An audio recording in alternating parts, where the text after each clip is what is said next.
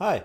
Welcome to Rabona TV. My name is Adrian, and today I've got almost too much to talk to you guys about. I mean, we're hitting England pretty heavy, Germany, Italy, and a little bit of France. So without further ado, let's go. Alright, so the Rabona weekend spotlight takes a sentimental turn this week as we take a look at Tomas Rosicky, the man who you feel like could have had an even more amazing career had he not joined Arsenal. Sorry, if injuries hadn't held him back. In 2016, he returned to Sparta Prague, which was his first ever club. He substituted into a match which was a 2-2 draw, but he didn't see out the full 90 minutes as he was injured and out for the rest of the Czech League season. Skip ahead to this past Sunday evening, where Rosicky was named into the Sparta starting 11 for the first time in 17 years, and of course, he marked the occasion with a goal in the 17th minute. You know, I said it was sentimental, but now with all these 17s, it's a little bit spooky. Best of luck to Tomas. I hope that he can stay healthy this season. And I was in Prague about a year ago today. Actually, no, that's not true. I was in Croatia at this point a year ago. But anyways, go to Prague if you can. It's a great city. Speaking of city, that segues nicely into the biggest newsmaker of the weekend, which was Liverpool versus Manchester City. Going into this match, Jurgen Klopp's Liverpool were unbeaten against the top 7 teams from last season, with a record of 5 wins and 4 draws. Well, that record changed emphatically, or at least in an emphatic fashion, I should say, thanks in part to Sergio Aguero, who has not only scored in his last 6 home matches against Liverpool, but has become the top scorer of non-European players in the Premier League after he surpassed Dwight York with 124 goals. Kevin De Bruyne also racked up 2 assists, taking his tally to 56 since the beginning of the 2013-14 season, which is more than any other player in the big 5 leagues in Europe. Speaking of 2, Sane added a brace to his 6 Premier League goals, 4 of which have come against Arsenal, Spurs, and Liverpool. And on the topic of Liverpool, this was Klopp's heaviest defeat with the club, and his heaviest since October 2006 when he was the manager of Mainz, in which they lost 6-1 on that occasion. And it was Liverpool's heaviest defeat by Manchester City since 1937. So let's talk about the elephant in the room, the Sadio Mané red card. Here's my take on it.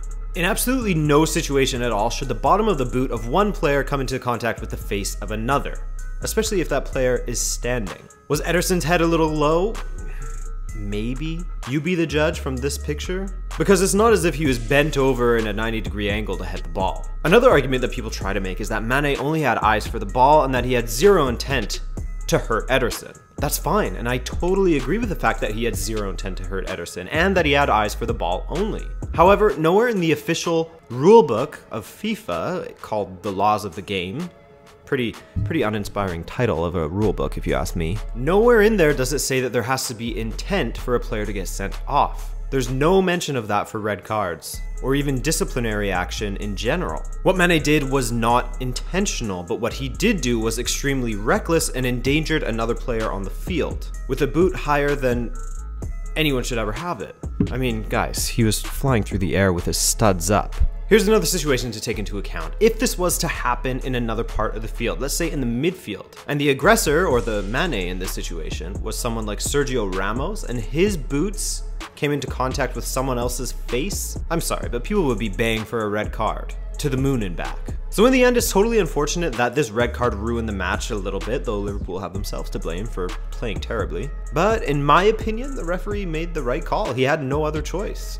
Alright, a quick shout out to a few strikers in the Premier League. As August came to an end while Sir Harry of Kane was on international duty with England, it meant that when he returned to Tottenham, he was finally allowed to score goals again. And he did so in style as he scored a brace against the suddenly vulnerable looking Everton, who have only managed to score 2 goals in their last 4 matches. Kane ended a streak of 25 shots without a single tally, which is his 2nd longest run in the league without scoring, but he did manage to hit the century mark for Tottenham, so congrats to him for scoring 100 goals by the age of 24. Also, big up to ya boy Lacazette, who scored his 2nd goal in his 2nd home match for Arsenal, the 2nd player to do so behind Arsenal legend and hair goals god, Marwan Shamak. Romelu Lukaku has been on fire this season, despite totally blowing that chance towards the end of the match against Stoke. For both club and country, he scored 9 goals in 7 matches, although it has to be said, that's partially thanks to playing against Gibraltar. Nevertheless, he does look like a man in form, again, despite that miss against Stoke.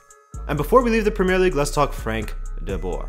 This dude is really destroying his reputation with every single club that he gets sacked by. After doing so well at Ajax, he then went on to Inter Milan, where he was sacked after only 14 matches with a winning percentage of just 35%. Then when he signed on with Crystal Palace, I think that I speak for many in thinking, great, this will be the perfect opportunity for him to rebuild his reputation, as it isn't a massive club like Inter, but if he can prove himself in the Premier League by making Crystal Palace very competitive, then that will do wonders for his footballing clout. But alas, De Boer only managed 4 Premier League matches for Crystal Palace, which is the fewest ever by a permanent manager, aka not a caretaker manager. He's also the first permanent manager ever in Premier League history whose team didn't score a single goal in their first 4 matches, and the first team since Preston in the 1924-25 season to lose their first 4 matches of the season and not score a single goal. Yikes.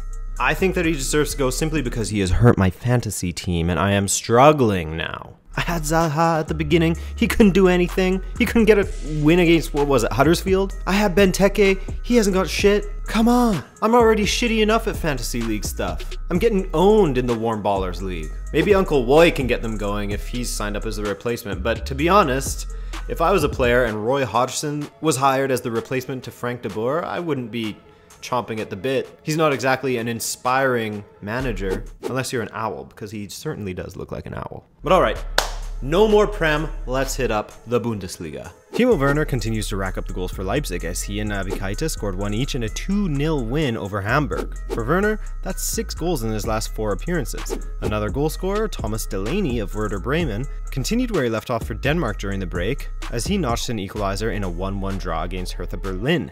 Funnily enough, all 5 of his goals for Bremen have come while playing away.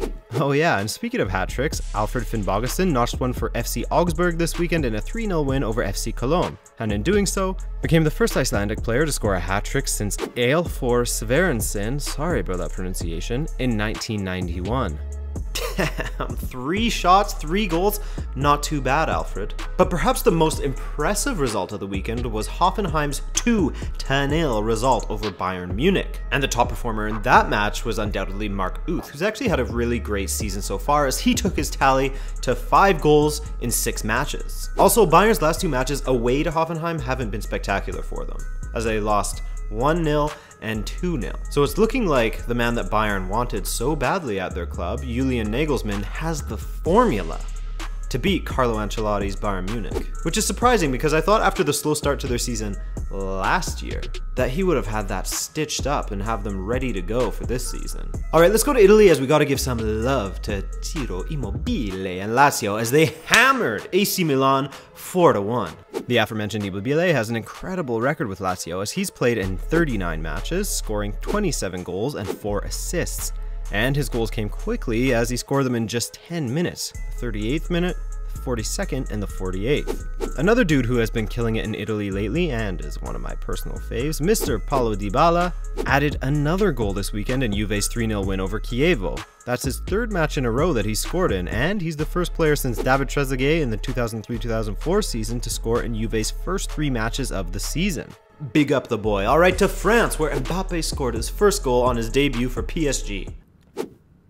Saw that coming. But his former team had a terrible time against Nice as they completely fell apart against their French Riviera rivals. Nice, maybe they can steal second like I predicted, although they haven't had the best of starts. But hey, a 4-0 win over Monaco is a great way to start your turnaround. Monaco is still in 2nd place despite that big loss, but they have Lyon hot on their heels as new signing Mariano from Real Madrid has been smashing the goals in for them. He's had 4 goals in 5 matches. But I gotta say, I do worry about this league a little bit as it looks like nobody is gonna be able to catch up with PSG, not with the firepower that they have. And it may be a few years before someone can catch up to PSG unless they have a total collapse and everybody wants to leave the club. I don't necessarily think that they'll have an invincible season as injuries are going to come along as they're playing in the Champions League and the Coupe de France and all that stuff, but I can't really see anyone catching up to them on points in the league standings. Not with that insane attack when you have guys like Draxler, Di Maria, Lucas Moura, and hell, even Hatem Ben Arfa